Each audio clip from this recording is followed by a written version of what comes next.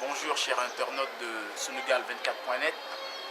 Pour ceux qui m'ont lu et qui ont entendu ma voix quelquefois et qui ne m'ont jamais vu, je suis le sociologue rebelle, doctorant en sociologie, voilà, auteur de plusieurs articles sur Internet.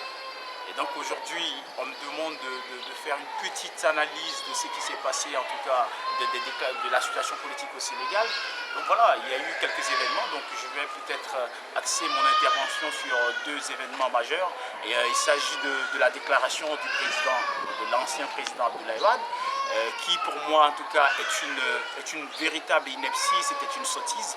Je ne sais même pas pourquoi les gens ont prêté attention à ces déclarations, parce que je pense qu'on est au 21e siècle. Quand un ancien président nègre comme moi dit par exemple que mon président, parce que c'est le président de tous les Sénégalais, aurait des parents descendants d'esclaves, moi je me dis, ben voilà, c'est une sottise, c'est stupide qu'on m'excuse, parce que Abdoulaye Wade, moi je ne suis pas quelqu'un je suis pas vraiment contre sa personne. J'aimerais même dire que son discours du 23 juillet 2011, en fait, à 80%, j'ai été sollicité pour donner en tout cas pour orienter son discours. Et donc, je ne sais pas, je n'aimerais pas qu'on interprète mes propos comme, voilà, comme si j'étais contre le président Abdoulaye Wade. Non, ce n'est pas ça, mais tous les Sénégalais sont unanimes sur le fait que ce qu'il a dit n'avait aucun sens. Mais pour comprendre tout ça, il faut savoir déjà, il faut connaître la personne qui parle. Qu'est-ce qu'il vit aujourd'hui. En tout cas, qui parle, c'est le président Abdoulaye Wade. On sait qu'Abdoulaye Wade s'est toujours considéré comme une sorte d'antéléchie, comme une sorte c'est-à-dire il est dans un nombrilisme personnel. Il se dit que, en tout cas, que tout vient de lui. Il serait l'essence même de l'humanité, l'essence du Sénégal. En tout cas, sans lui, le Sénégal ne peut exister. Et voilà, donc Abdoulaye Wade, en tout cas, c'est le maître absolu. Il est dans une attitude je ne sais pas moi, il se divinise un peu quelquefois, et pour lui, en tout cas, c'est le maître absolu. Aujourd'hui, il vit quelque chose d'assez difficile. C'est son fils qui est en prison. Son fils qu'il aime le plus, son fils qu'il a considéré pendant longtemps comme le plus intelligent des Sénégalais. On dit généralement au Sénégal que la bouche qui est à sang ne dit jamais quelque chose de sensé. Hein? C'est ce qu'on dit. Donc moi je dis, en fait c'est quelqu'un qui souffre actuellement. Et donc c'est cette souffrance qui le pousse à s'exprimer comme ça. Et c'est son fils qui est en prison. Et comme je l'ai dit tout à l'heure, Abdoulaye Wade se considérant comme l'essence du Sénégal, voilà. Et son fils, comment il s'appelle, Karim Wade, étant le fils de cette essence, donc Karim Wade aussi est une essence. C'est pas pour rien qu'il a toujours dit que son fils était plus intelligent que tous les Sénégalais. C'est-à-dire qu'il est plus intelligent que mon père, il est plus intelligent que nos parents, que vos enfants.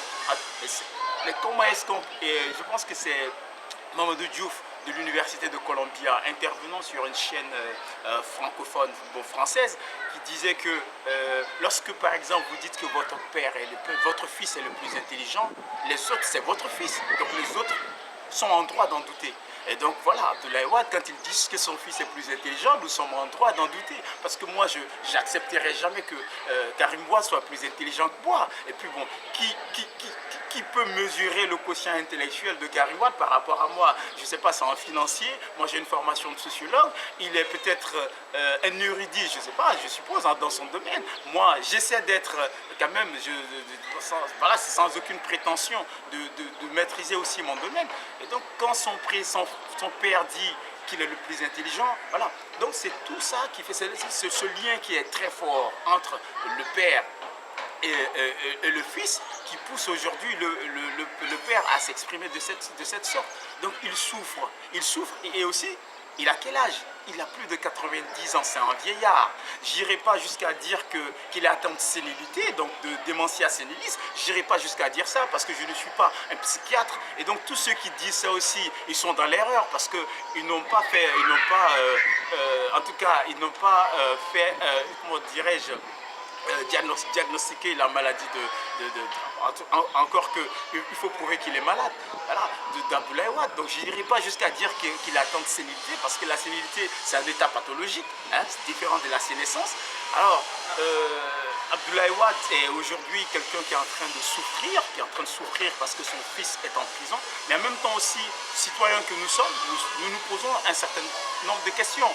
Je pense que quelqu'un me disait il y a quelques jours que Babacar Justin Ndiaye, politologue, a dit une chose sur une chaîne de